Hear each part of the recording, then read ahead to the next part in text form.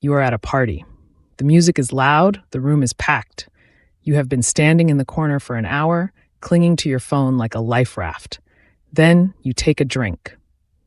20 minutes later, you are the loudest person in the room, telling jokes to strangers. Why? It feels like you just unlocked a hidden version of yourself.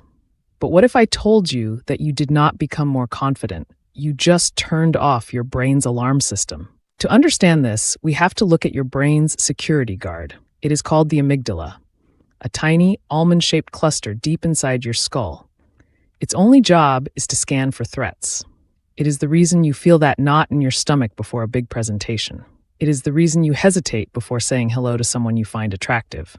It is constantly asking, is this safe? Is this a risk? But then, alcohol enters the bloodstream. It acts like a master key, specifically designed to silence that guard. It boosts a chemical called GABA, which effectively tells your amygdala to go to sleep. And just like that, the fear vanishes. The internal critic that tells you to be careful, gone. The voice that warns you about social consequences, muted. You aren't actually more confident. You are just biologically unable to feel the danger of being embarrassed. But here's where the tragedy begins. Your brain has another part, the prefrontal cortex. This is the CEO of your mind. It handles planning, complex logic, and the ability to imagine the future. It is the part of you that says, maybe don't tell that joke, it's a bit much. Alcohol is a blunt instrument. It doesn't just silence your fear, it lobotomizes your CEO. It starts numbing the prefrontal cortex within minutes. Suddenly, you lose the ability to calculate consequences. You are driving a car without brakes, and because the fear center is also offline, you don't even realize you are speeding toward a cliff. You feel like a genius, but your brain is actually losing its ability to monitor its own performance. It is a chemical mirage. You think you are being charming, but your internal filter is literally dissolving. Why does it feel so good? Because evolution wired us to crave social rewards. Normally, fear keeps us from taking risks. When you remove that fear, the brain floods with dopamine, rewarding you for the success of being social. You are being tricked by your own biology. Think about the next morning, the rebound effect. Your brain hates being off balance. It spent the night fighting to stay awake while you poured toxins into it. Now it is overcompensating.